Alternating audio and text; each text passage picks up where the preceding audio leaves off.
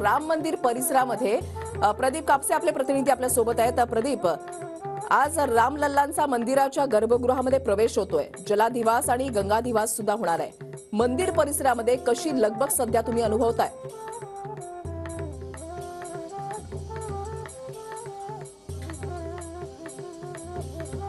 वृषाली अगदी बरोबर आहे। खरं तर काल ज्यावेळेस रामाची मूर्ती घेऊन टेम्पो मंदिराच्या दिशेने आलेला होता, त्यावेळेस संपूर्ण अयोध्या नगरीमध्ये पुन्हा एकदा राम येत आहेत अशी प्रत्येकाची भावना झालेली होती आणि काल नवीन मूर्ती जी आहे ती नवीन मंदिरामध्ये आणण्यात आलेली आहे।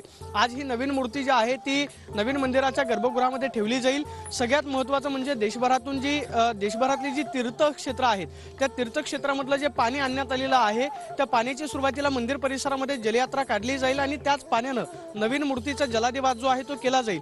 जलाधिवास म्हणजे पूर्णतः जी तीर्थक्षेत्रामधून पाणी आणण्यात आलेलं आहे, देशातल्या जवळपास सगळ्याच नद्यांचं पाणी त्याचबरोबर समुद्राचं पाणी आणण्यात आलेलं आहे। त्या पाण्यामध्ये पूर्णतः मूर्ती जी आहे ती बुडवून ठेवली जाईल, ज्याला जलाधिवास म्हणतात। गंगाधिवास म्हणजे गंगेचं पाणी आणलेलं आहे, त्या गंगेच्या पाण्यामध्ये सुद्धा मूर्ती जी आहे ती पूर्णतः बुडवून ठेवली जाईल।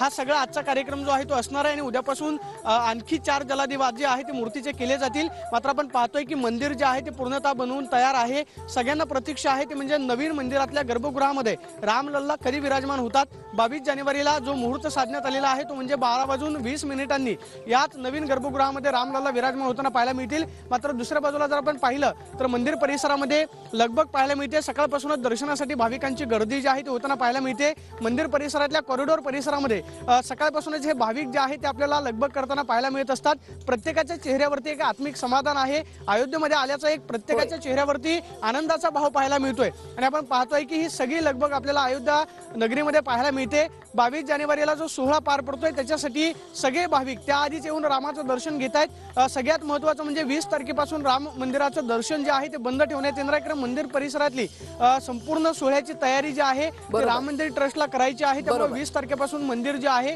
ते दर्शनासाठी बंद असेल। त्यामुळे सकाळपासूनच हे सगळे भाविक जे आहे आपण पाहतोय की मंदिराकडे येताना पाहायला मिळत आहेत। संपूर्ण अयोध्या नगरी सजलेली आहे, प्रत्येकाच्या चेहऱ्यावरती आनंद आहे, सगळं वातावरण राममय झाल्याचं पाहायला मिळतंय। उत्तरेकडे अगदी थंडीचा कडाका आहे, मात्र कसली तमा न बाळगता राम भक्त जे आहेत त्या मंदिर परिसरामध्ये येत आहेत।